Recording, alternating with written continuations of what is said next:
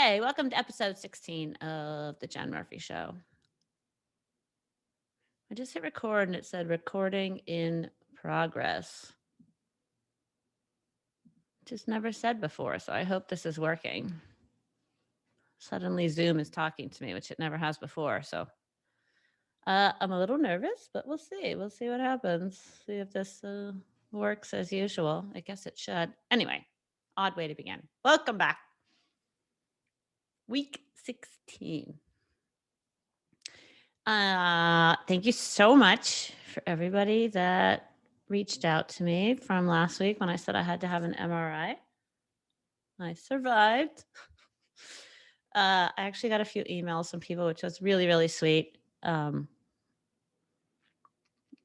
it went better than I thought. It's a very interesting process. I wasn't expecting it to feel like a rocket ship. I mean, I know they're taking like intense pictures of you, but it's just weird. It feels like 1970s technology. Like at one point, the whole machine just started shaking. I felt like I was on a roller coaster. And I'm like, what is this thing doing to take better pictures? That the whole thing has to shake. But yeah, it was better than expected. I think some people complain like that it's so loud, but it almost felt like the loudness was a better distraction than if it had just been really quiet. There was so many noises going on, and then at one point it felt like it was like blowing air onto my head. So I basically just got through it by pretending that the machine was rewiring my brain. So I just kept going through different scenarios of like the different noises it would make. I was like, oh, it's sucking all the negative thoughts out of my brain. And then it started making different noises from the other side. I'm like, and now it's inputting all positivity into my brain. And I think it worked. So basically, that MRI rewired my brain, is how I'm looking at it. We'll see how long that lasts. Uh, I've been feeling good since it happened. So much psychological control going on here. Um, Sorry, I feel like this podcast started out weird already. It's all psychological, really. When I told one of my aunts how scared I was, she was like, it's because I told her, I was like, there's no reason to be scared. I'm not going to die inside of a machine. It's just crazy. I'm just scared for no reason. And she was like, that's just what's called irrational fear. So that's what I kept thinking of the whole time I was in there. And honestly, like half of life is probably irrational fear, I guess. Just so many instances of being so scared to do something because of like the worst outcome that might happen. And most of it is irrational. So I feel like it was a really good learning experience. And hopefully, I mean, I really couldn't believe the fact that I made it through. It was 25 minutes. And it felt like it was a really big accomplishment that I did not freak out in that 25 minutes. And I'm hoping that that was kind of a breakthrough for future endeavors when I feel like freaking out and running away. That's what I kept telling myself. I'm like, you can make it through this.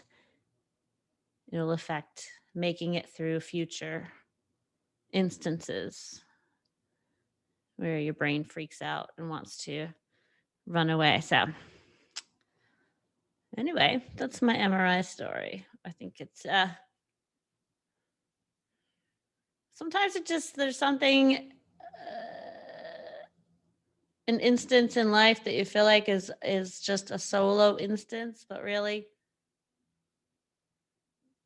it ends up affecting like how you handle a lot of future uh I can't think of the right word right now. I'm sorry. My brain. You understand what I'm trying to say. Anything that might happen in the future. Hopefully you've crossed that barrier of getting over some fear and it will affect future decisions. Um I also learned something this well, I don't even know if I really learned it this week. I think I've already known that I've done this in the past, but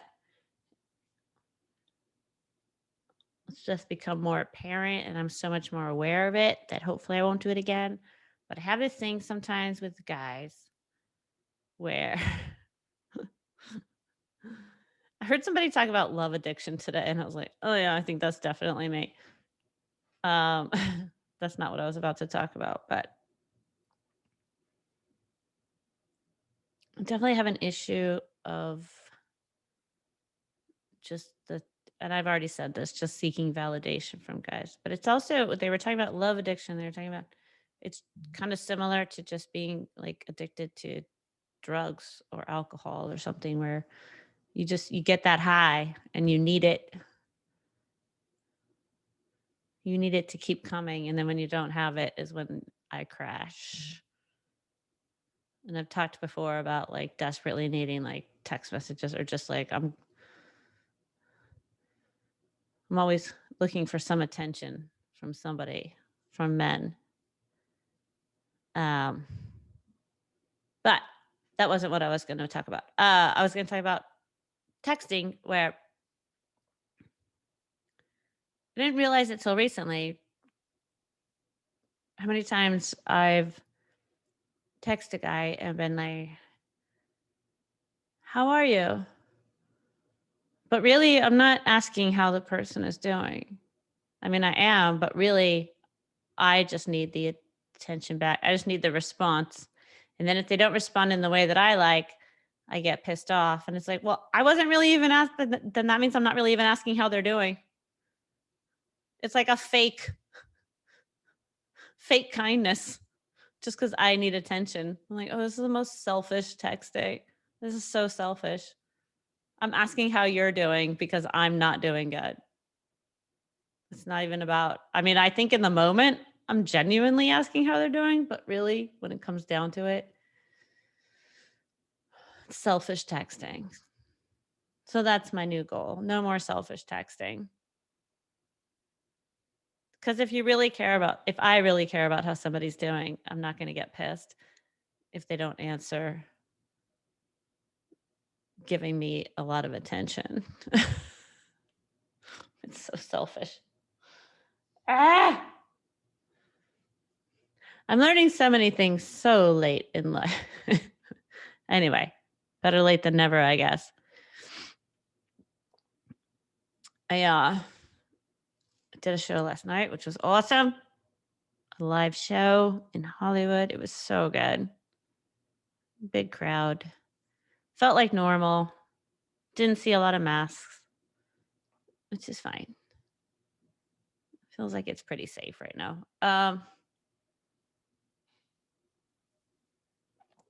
Sorry, I had a beverage. I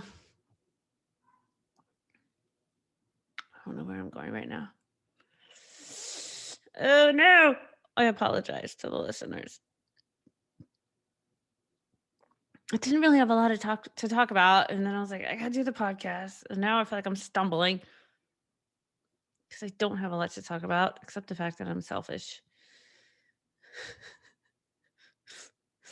and desperately need text messages.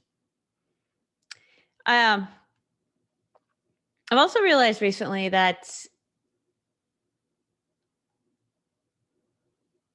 if, there's something that's come about in the pandemic of like a lot of women got on OnlyFans, and as you might know, if you follow any of the other things I do on social media with Christina, that she's making money burping. If somebody can make a lot of money burping, there's literally, if you're a woman, you can probably, there's no reason you can't make money doing something, either like showing your toes. There's pretty much a fetish for anything, is what I've learned in this last year. But what the thing I'm curious about though is it seems to be mostly all men who have a fetish for anything. And I'm just so curious why that's a male thing. Not to say that there's not women who have certain fetishes, but it's definitely more male dominated, like the fetish for burping, or there's men that we keep getting requests. Like we put out some burping stuff. I just do it along with her because it's fun. She's the professional burper, but we put out some videos burping, and then there's men that just keep asking for farts. So there's a fart fetish. I mean, I don't know. I'm just curious why men. You can pretty much find any man that will get off on some part of your body. Like I'm sure there's people who have like an armpit fetish, like just weird stuff. But I'm curious why that is men and not so much women that have this desire. And I don't know if maybe it's a control thing. Maybe if they're like, "Hey, woman, fart for me." Like maybe it's just something that they're like getting women to do, you know? Like I don't know. This idea just came to me when I was talking. So I probably should have flushed it out before I came here to put it out on the internet. Because I don't think, I mean, there's always this feeling when you're younger, you always uh, get fed that men are hornier than women. And that might be true maybe in your 20s. I don't know. I've never experienced that. I've always been pretty horny. Um, and I know the friends that I have are the same way. Um, so I don't think it's because men are hornier than women that they would have these fetishes. I don't know where it comes from. It might just be that I think my theory is they get hornier at a much earlier age, maybe like 10, 11, 12. I don't know.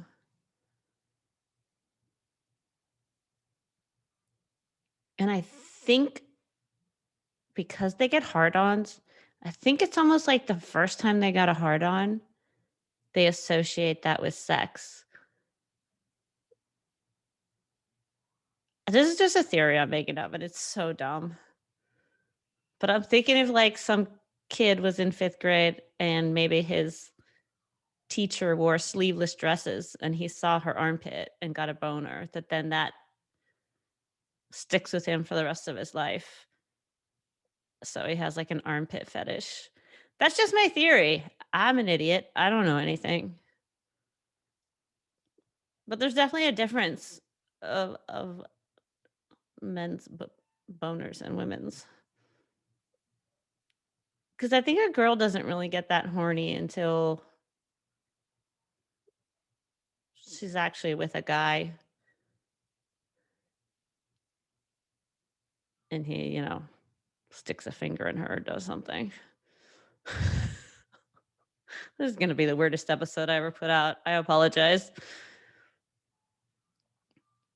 Only because we don't get uncontrollable boners, which I'm sure guys did when they were 10. They're like, what is going on? Why is my dick suddenly hard? And they don't know why.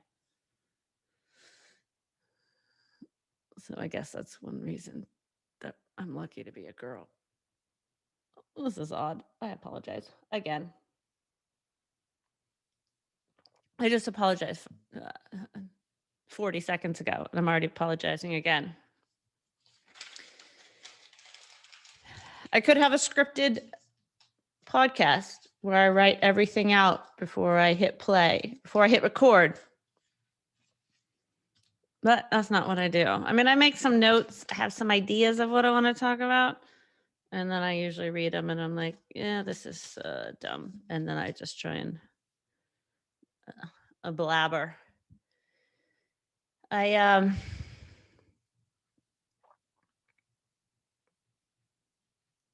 met a guy at my show last night who was cool, and every time I meet somebody new, I'm just as soon as there's an attraction, it's just like my brain shuts off and I can't answer like the simplest of questions. But I feel like it would be so much easier if my brain was just always shut off. Like it's a problem when you're just smart enough to know how what I got to say I instead of you. When I'm just smart enough to know how fucking dumb I am. And I don't mean dumb like I'm not, it's more just like ditzy. Like the intelligence is in there, but it just shuts off and then just dumb shit comes out of my mouth. Like the kind of stuff that I think people think and don't say, and then it just comes out and I'm like, you should have thought about that before it came out of your mouth. But I feel like it would be so much easier just to be a dumb person and say things and feel like that was a great thing I just said, even though it was really dumb, but I'll be like really confident about it. But instead, shit comes out of my mouth and I'm like, you are so fucking stupid. It's so painful to be smart enough to know how dumb you are. It, it's a very painful thing. Because when you know it, then I'm like, okay, just don't talk again. But where am I going to get in life if I don't talk again? Nowhere. I mean, I feel comfortable talking on stage. It's just personal one-on-one when I make a complete ass of myself constantly. Anyway, everybody has their things in life. I guess it's not that bad compared to others. I'll live with it. Sometimes I tell myself, like, just talk on stage. Do not talk anywhere else except on stage. But I mean, that's impossible to do. I got to be able to talk to people for them to hire me to get on stage. I got to be able to talk to men if I want to have an active sexual life. I'm also in this weird place where it's like the guy I met last night. I think because I'm not looking for a relationship, I'll like my instant thought is like, okay, yeah, let's have sex. And it's like, well, can I just get to know somebody and not jump into sex? But I don't want a relationship right now. So I'm like, well, then what do you do?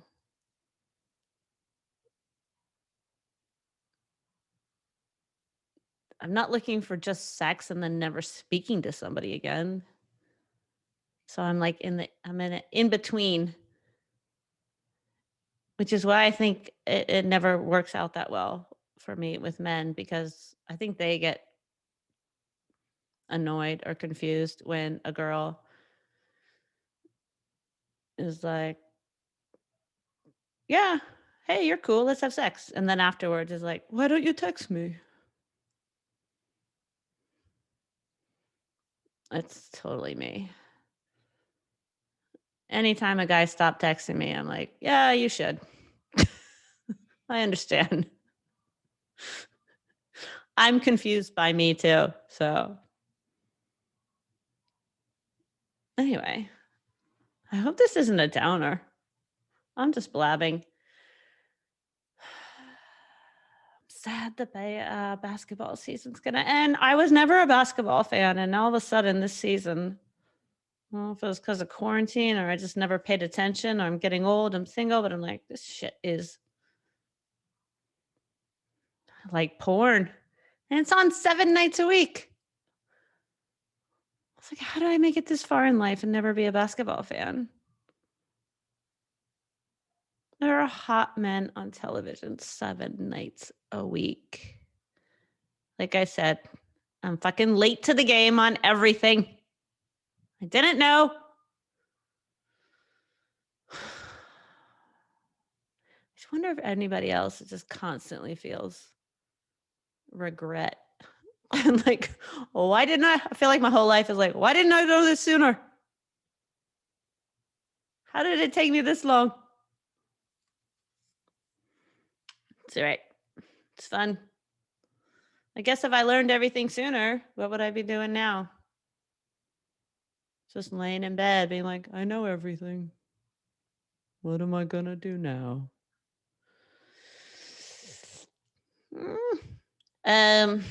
Anyway, I appreciate all of you. This is, I guess, probably a pretty short episode, but whatever. It's here.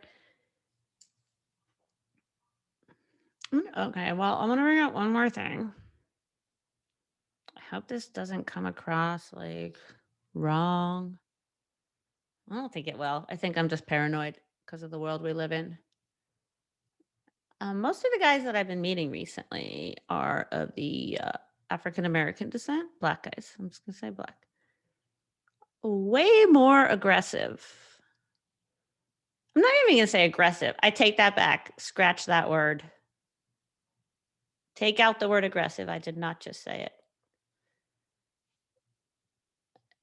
Way more upfront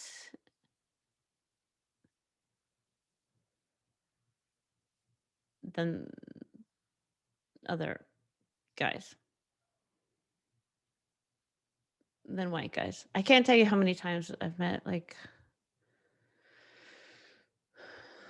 some white guy who's like, yeah, you're cool. And then I don't hear from him for 3 weeks or something. I feel like every guy I've met recently that's black guy is like, the night I meet him, hey, what's up? Oh, really? What's your number? What do you want to do? You want to meet up tomorrow? You want to get together? Let's hang out. All right.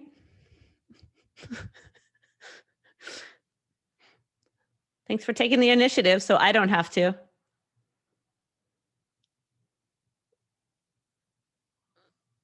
It's just refreshing. It's like, don't fucking act all weird and coy and I don't want to make the first move. It's just dumb. Anyway, all right. I should have ended this 5 minutes ago. I don't know why I went into that last part, but it's true. White boys, if you're listening, they can take some initiative. Girls like it. I think it's just an LA thing, actually. I'm going to take back that whole black guy, white guy thing. I think it's just an LA thing. Well, black men are more assertive in LA, but I feel like just the majority of men out here are just not. It's just so non-committal. It's like, I'll wait for you to make a move. Well, fucking no. Keep waiting. Anyway, if you have any suggestions for me, you can email me at jenmurphylive@gmail.com.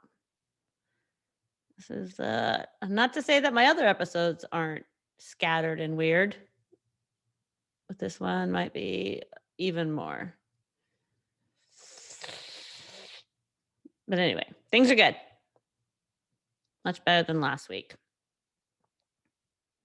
Last week, it was just like 7 days of just like zero motivation, nothing, depression.